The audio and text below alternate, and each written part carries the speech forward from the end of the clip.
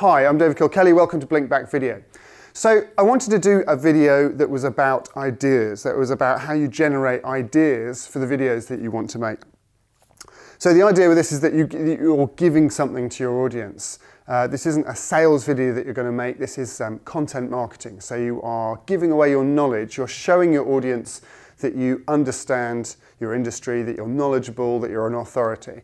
But sometimes it's quite difficult to come up with those ideas, even though you might have a stack of knowledge. So I thought I'd do a video that just basically gives you a few inspirations and a few little kind of starting points to get you going on that.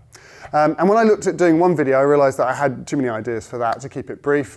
So I'm going to do this as 3 videos. So this first video is really about putting yourself in your audience's shoes. So finding out what questions your audiences are asking and then answering that question. Okay, that's going to give them value and that's the purpose of this process. So what questions are your audience or your customers asking? Well, in simple terms, that might be actual questions that they've asked you. You may know from customer feedback, from sort of questions that have come through to you on email, what questions people are regularly asking.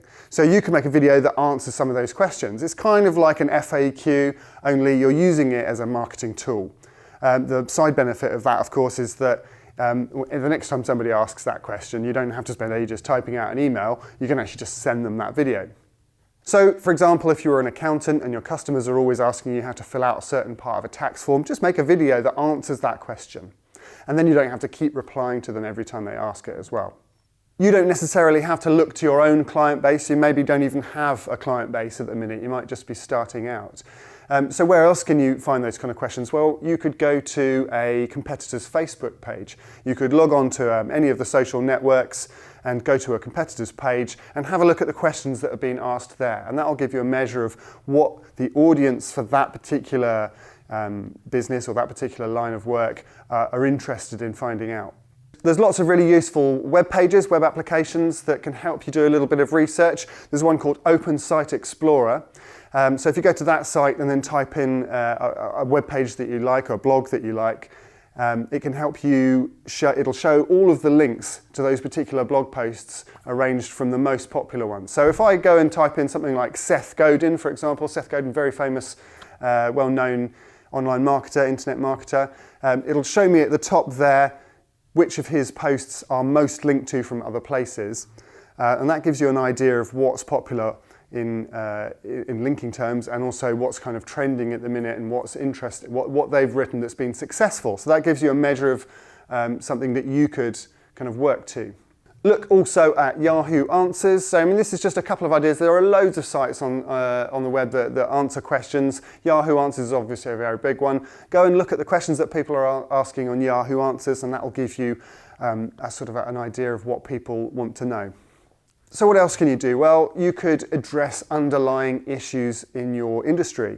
If you were into property investment abroad or something like that, if your business did that, you could address those underlying concerns that people have about property investment, any kind of misinformation, any sort of bad ideas that float around within that industry. You could put those to bed, back them up with a little bit of research or a little bit of evidence, and that could be something that's really valuable to people, and it also then shows that you know what you're doing and it increases your authority.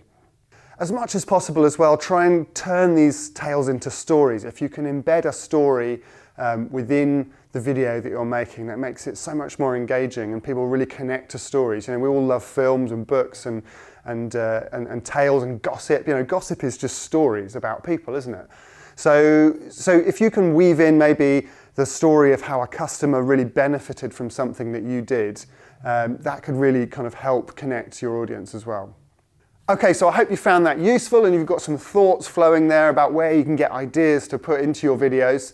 There are 2 more videos in this series coming up. The next one, I'm going to talk about trends, about where you can find what's current, what's happening in your industry, in your sort of business sector, and how you can tap into those trends to give something that's really timely, that's really on the money.